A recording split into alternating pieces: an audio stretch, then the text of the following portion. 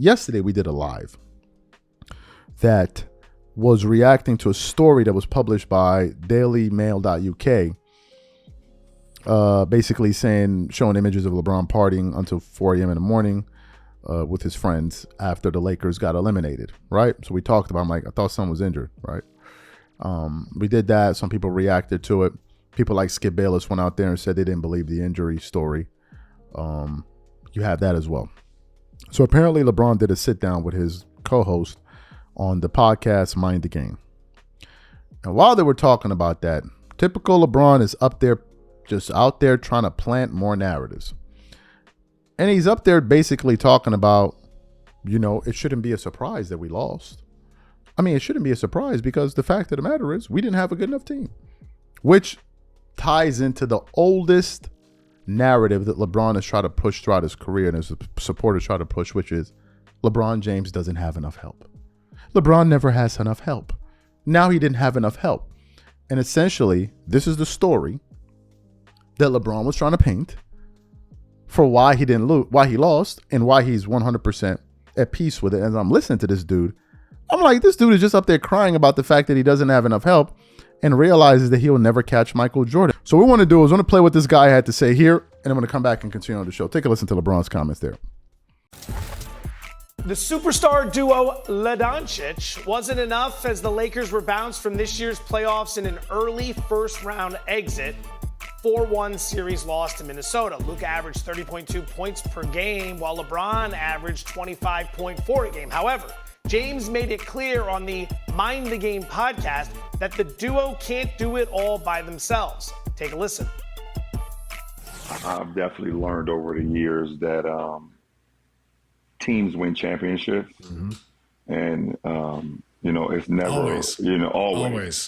Teams always win championships. And yes, individuals get a lot of the accolades and the praise, but a collective group, wins championships. Now, you have your big guys that make big plays at the end of games, throughout the game, or whatever the case may be. But ultimately, teams win championships, and I understand that. And it's never just about me and Luka.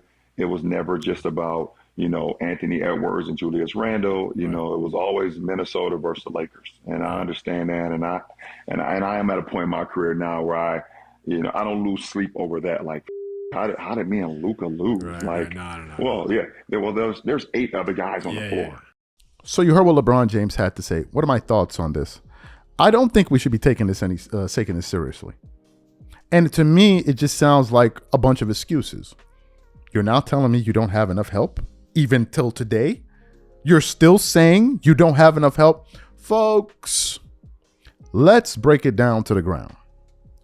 I want to just quickly illustrate to you guys just how much help LeBron has had throughout the duration of his career, juxtaposed to Michael Jordan, and just think about the fact that this guy is still chasing Jordan.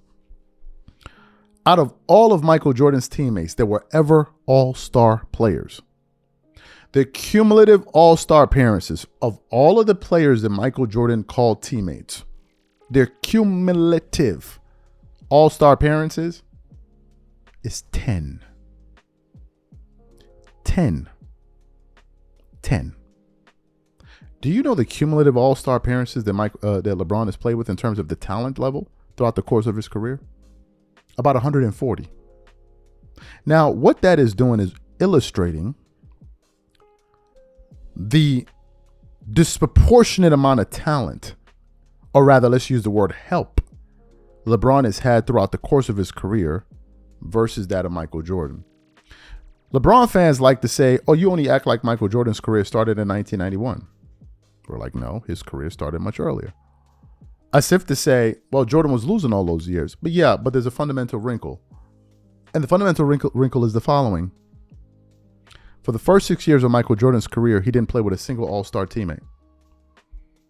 A single all-star teammate.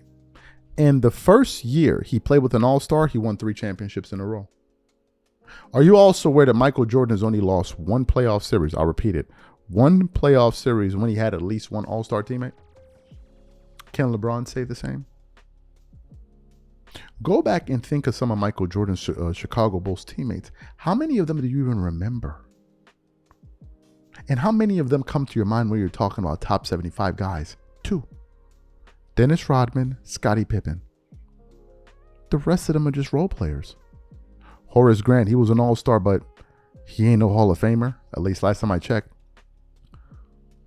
Tony Kukoc, Bill Cartwright, Ron Harper. These are excellent players, role players. Should we start listing some of the people LeBron has played with?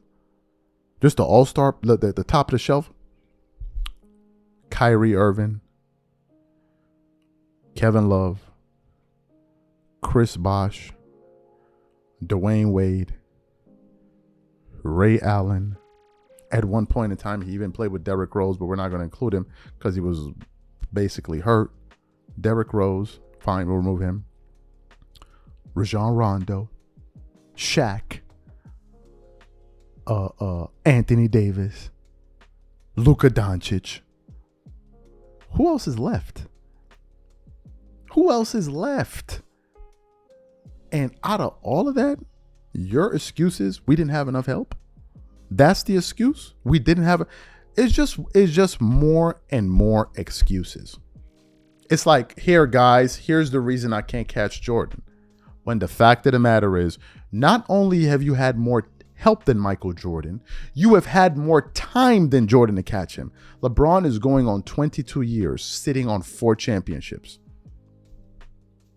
22 years, sitting on 4. Jordan had 6 in 15, and he had 6 in 12 playing as a Chicago Bull in 12 full seasons. 12 full seasons. So 50% of the time Michael Jordan was a Chicago Bull, he was winning championships. 50% of the time.